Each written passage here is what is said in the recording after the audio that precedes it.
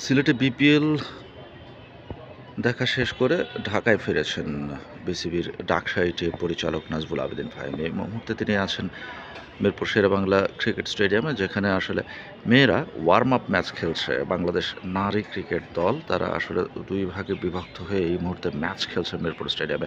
আপনারা জানেন কিছুদিন পরেই কিন্তু বাংলাদেশ নারী ক্রিকেট দল ওয়েস্ট ইন্ডিজ সফর করবে। সেখানে তাদের ওয়ানডে এবং টি-20 সিরিজ রয়েছে। সেই ওয়ানডে সিরিজ আবার বাংলাদেশ নারী দলের জন্য বিশ্বকাপে কোয়ালিফাই করার মিশন। সেখানে যদি তারা সিরিজটা জিততে পারে তাহলে কিন্তু বাংলাদেশের মেয়েরা কোনো প্রকার বাধা বিপত্তি ছাড়াই আসলে বিশ্বকাপে খেলার যোগ্যতা অর্জন করবে, এবং সেই বিষয়টি মাথায় রেখেই আসলে প্রস্তুতি। এবং বাংলাদেশের মেয়েদের ক্যাম্প শুরু হয়েছে গত 5 তারিখে, এবং কয়েকদিন তারা আসলে মাঠের অনুশীলন করেছে, নেটে ব্যাটিং এবং বোলিং প্র্যাকটিস করেছে। সেখান থেকে নিয়ে এখন তারা আসলে ম্যাচ প্র্যাকটিস করছে, এবং সেই ম্যাচ প্র্যাকটিসের মধ্যে দুই দল বিভক্ত হয়ে নিজেদের মধ্যে ভাগ হয়ে তারা ম্যাচ প্র্যাকটিস করছে, প্র্যাকটিস ম্যাচ খেলছে এই মুহূর্তে মিরপুর শেরেবাংলা জাতীয় ক্রিকেট স্টেডিয়ামে।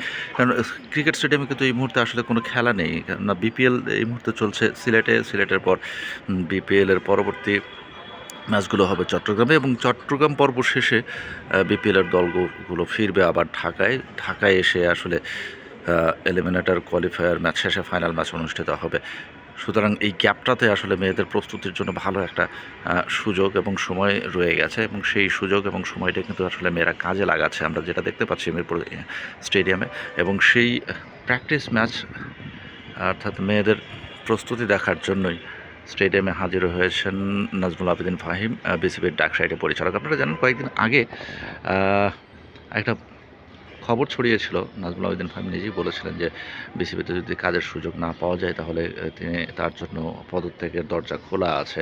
সেই বিষয়টা কিন্তু মিটমাট হয়ে গেছে। নাজমুল আবেদিন ফাহিম উইমেন্স উইংসের দায়িত্বেও কিন্তু আছেন, যেমনটা দায়িত্বে আছেন তিনি আরও একটি বিভাগের ক্রিকেট অপারেশনস, জাতীয় দলের ক্রিকেট অপারেশনসের দায়িত্বও কিন্তু তিনি আছেন। তবে তার অভিযোগটা হচ্ছে যে সেই দায়িত্ব আসলে আনুষ্ঠানিকভাবে হস্তান্তর করা হয়নি।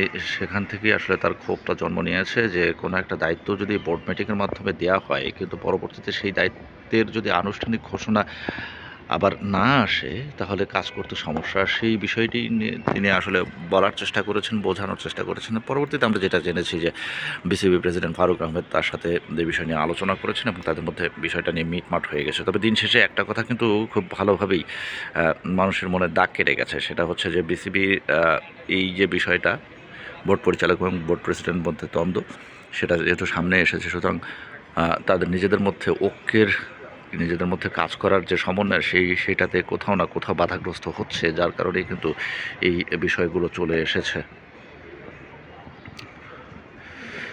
এবং মেয়েদের এই প্র্যাকটিস ম্যাচটা সিরিয়াসভাবেই তারা নিয়েছে, এবং মেয়েরা কিন্তু যথারীতি প্র্যাকটিস করছে, এবং প্র্যাকটিস করার ফলেই যেটা দাঁড়াবে যে তারা আসলে ওয়েস্ট ইন্ডিজে গিয়ে ভালো কিছু করবে, এবং সেখানে ভালো করে ওয়ার্ল্ড কাপে খেলার যোগ্যতা অর্জন করবে, কোয়ালিফাই করবে, সেটাই কিন্তু প্রত্যাশিত। এবং এই বিষয়ে আরও একটু কথা বলতে চাই, সেটা হচ্ছে যে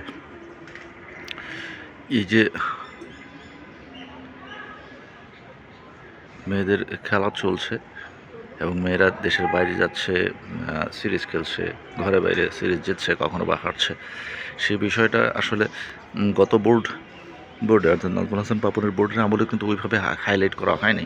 তবে আস্তে আস্তে কিন্তু মেয়েরা তাদের জায়গাটা করে নিচ্ছে আন্তর্জাতিক ক্রিকেটে, যার কারণে বোধহয় তারা সাহস করে বলতে পেরেছে। আমরা কয়েকদিন আগেও যেটা শুনেছি মেয়েদের কণ্ঠে, নারী ক্রিকেটারদের কণ্ঠে, যে বাংলাদেশের ছেলেরা ওয়েস্ট ইন্ডিজে টি-20 সিরিজ জিতেছে, সুতরাং আমরা কেন জিততে পারবো না। তারা একটা ভালো স্টার্ট করেছে, এবং টেস্টে তারা সিরিজ ড্র করেছে, ওয়ানডেতে কিছু করতে পারেনি, তবে ভালো ব্যাট করেছে এবং ভালো স্কোর করেছে। সেটাই আসলে তারা করতে চান, অর্থাৎ ভালো খেলতে চান, ম্যাচের চাইতে তারা ভালো খেলাটাকেই গুরুত্ব দিচ্ছেন। সবশেষে আরও একটা কথা বলতেছি, নাজমুল আবেদিন ফাহিম সিলেটে ছিলেন, তিনি সিলেট থেকে ঢাকায় চলে এসেছেন, এবং ঢাকায় এসে মেয়েদের এই যে প্রস্তুতি, এবং মেয়েরা কয়েকদিন পরে ওয়েস্ট ইন্ডিজ যাবে, সেটা দেখভাল করার জন্য তিনি মাঠে চলে এসেছেন।